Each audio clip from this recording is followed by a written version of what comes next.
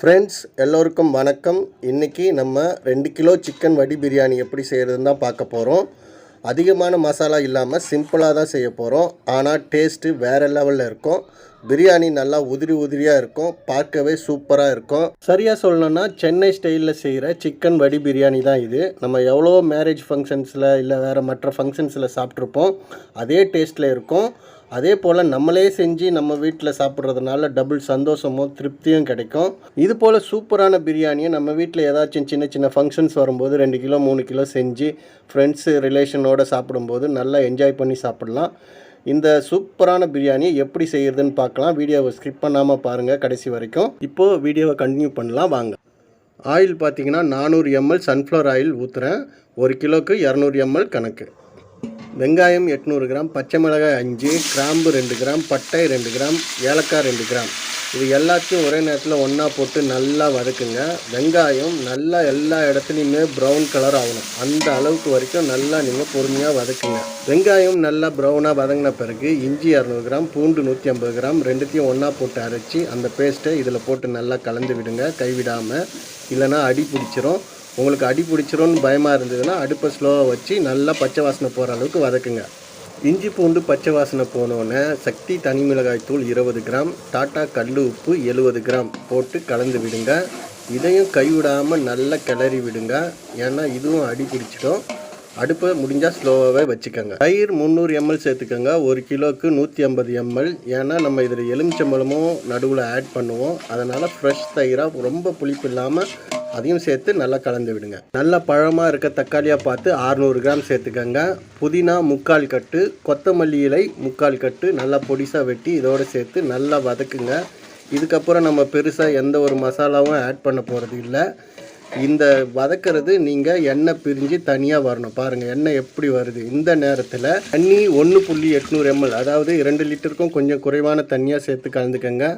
இது வரைக்கும் சப்ஸ்கிரைப் பண்ணாத நண்பர்களும் இந்த சேனலை புதுசாக பார்க்குற நண்பர்களும் வீடியோ பிடிச்சிருந்ததுன்னா சப்ஸ்கிரைப் பண்ணி ஒரு லைக்கையும் போட்டு விட்டுருங்க நண்பர்களே. இப்போது மூடியை போட்டு மூடி நெருப்பை வேகமாக வச்சுருங்க. ஒரு கொதி நல்லா சலசலன்னு வரட்டும்.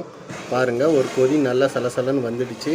இப்போ மூடியை திறந்து நல்லா கழுவி சுத்தம் செஞ்சு வச்சுருக்க கோழிக்கறியை 2.5 கிலோ இதில் சேர்த்து கலந்து விடுங்க. 2 கிலோ அரிசிக்கு 2.5 கிலோ சிக்கன் போட்டிங்கன்னா கூடுதல் சுவையும் நல்ல மணமும் கிடைக்கும்.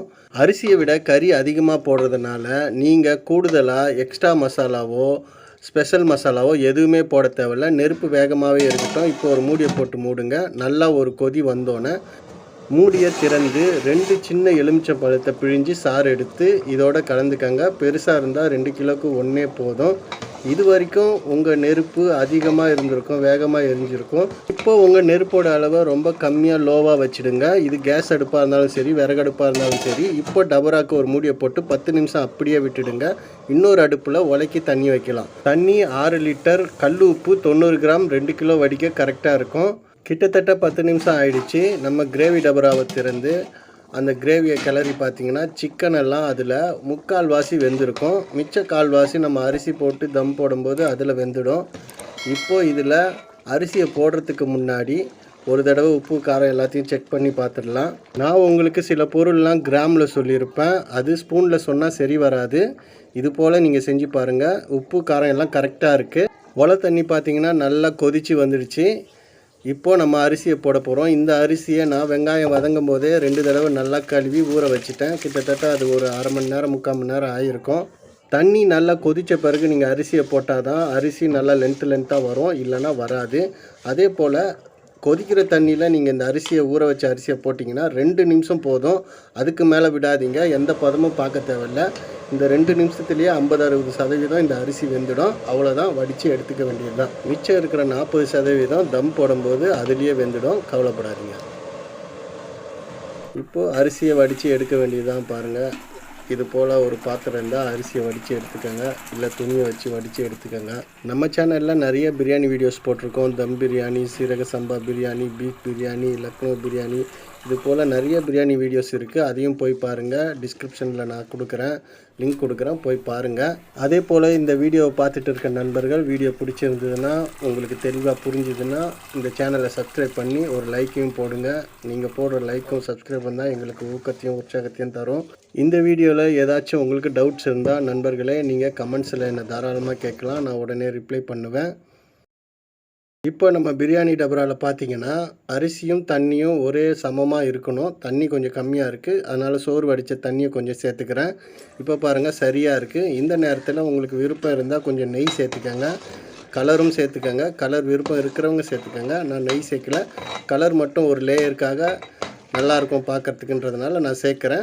அதே மாதிரி உங்கள் பிரியாணியில் எந்த நெரிசலும் இல்லைன்னா அப்படியே மூடுங்க, இல்லைன்னா ஒரு துணியை புழிஞ்சு ரிங்கு கட்டி அதுக்கு மேலே மூடி டபராக்கு கீழே ஒரு தோசைக்கல், வேஸ்ட்டான தோசைக்கல்லை வச்சு அதுக்கு மேலே டபரா வைங்க. அதுக்கு மேலே சோறு வடித்த தண்ணியை வைங்க, இல்லை ஒரு வெயிட்டியோ இல்லை கொஞ்சம் அனலுக்காக எதையாச்சும் வைங்க. 15 நிமிஷம் அப்படியே விட்டுட்டு நம்ம திறந்து பார்த்தா நம்ம சூப்பரான பிரியாணி ரெடி. வாசனை சும்மா கம கமன்னு வருது. இப்போது அந்த கலரை பெரட்டி விடுங்க, ஏன்னா மேலே கொஞ்சம் ட்ரையாக இருக்கும் ரைஸு, அதனால் கலரி இந்த மாதிரி திருப்பி அப்படி பரவி விட்டுட்டு திருப்பி ஒரு 2 நிமிஷம் இல்லை 3 நிமிஷம் மூடி விட்டுட்டு திருப்பி ஒரு தடவை நம்ம இப்போது ஓப்பன் பண்ணலாம். வாங்க, இப்போ மூடியை போட்டு மூடிடுங்க.